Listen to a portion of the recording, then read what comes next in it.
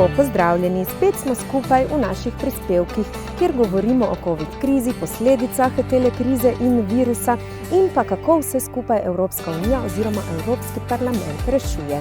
In vsekakor brez njega ne bi šlo. In danes spregovorimo še enkrat in spet o izobraževanju. Če ste spremljali naše prispevke, naše rubrike, ste že slišali, da smo bili v vrtcu, no tokrat gremo v šolstvo, mogoče v tisto osnovno šolo, srednjo šolo in magistra Manja Toplak bo spregovorila o tem, o različnih platformah, o različnih sistemih v izobraževanju, ki so vsekakor nastali v teh mesecih zdaj COVID krize. In sicer je izobraževanje v rokah države članice. Evropski parlament pa je pri tem vedno pripravljen pomagati vsem državam članicam Evropske unije in našli so veliko rešitev, kako reševati šolstvo, izobraževanje tudi v prihodnosti. Pa prisluhnimo magistri Manji Toplak.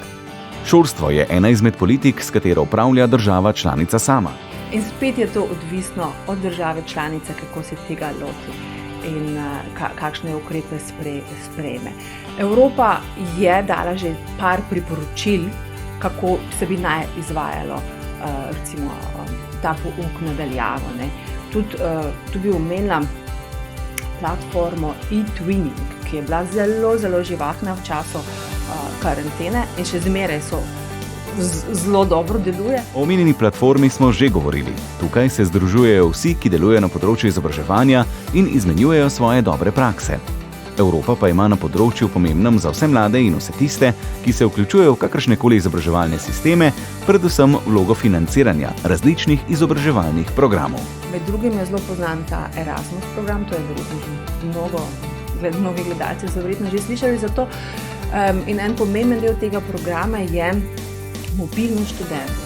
Slovenski študent lahko gre študirati v tujino za 1 semester, 2 semestra in ko se vrne, mu je tudi ta študij priznan. Marca se je zaradi nastale situacije moralo veliko študentov vrniti v Slovenijo in vsaj trenutno prekiniti svoj študij v tujini. Okrog 900 slovenskih študentov, tudi okrog 700 študentov, ki so izobraževali v Sloveniji, so tudi zapustili Slovenijo. Z novim šolskim letom je Evropa pristopila na pomoč in uvedla povsem novo možnost študija in izobraževanja. Da se lahko mladi, ki ne želijo iti zdaj v tej situaciji v tujo državo, da lahko uporabijo tako imenovano virtualno mobilnost. To pomeni, da ostanejo v Sloveniji, ampak se izobražujejo preko virtualno na šoli v Berlinu. V tem primeru sicer ne dobijo Erasmus štipendije, so pa deležni pomoči. Ampak še zmeraj pa jim Evropa plača recimo za opremo, da lahko to virtualno šolanje dobro poteka. No, ampak še zmeraj pa lahko tudi še Erasmus študenti grejo v tujino in se tam izobražujejo ali v živo ali tudi virtualno, takrat pa dobijo štipendijo. Še ena ideja Evrope, ki je naletela na pozitivne odzive in bila zelo dobro sprejeta, je uvedba zabavnega kotička za izobraževanje. V tem kotičku lahko najdete različne kvize, igre, uganke, se učite o Evropski uniji, ampak tudi ne samo o tem, tudi o fiziki, o biotski raznovrstnosti, o jezikih, lahko se učite kakšenkoli jezik, ki je evropski jezik.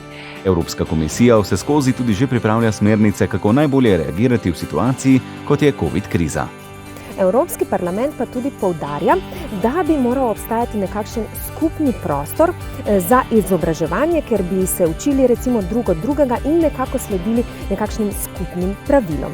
No, o tem mogoče še spregovorimo, vsekakor pa v naslednjih prispevkih spregovorimo tudi o temah, o katerih še nismo govorili. O gospodarstvu, o kmetijstvu in mogoče še o kakšnem področju. Zagotovo tem ne zmanjka in zagotovo je Evropska unija oziroma Evropski parlament eden tistih, ki zelo pripomore k reševanju krize, ki je nastala na vseh področjih, ki jih mi omenjamo. Torej, ostanite z nami, še več pozitivnih zgodb sledi. Tokrat potrebujemo Evropo bolj kot kadarkoli prej. Objavo vsebin je podprl Evropski parlament. Evropski parlament ni bil vključen v pripravo vsebin in ne odgovarja za predstavljene informacije in stališča.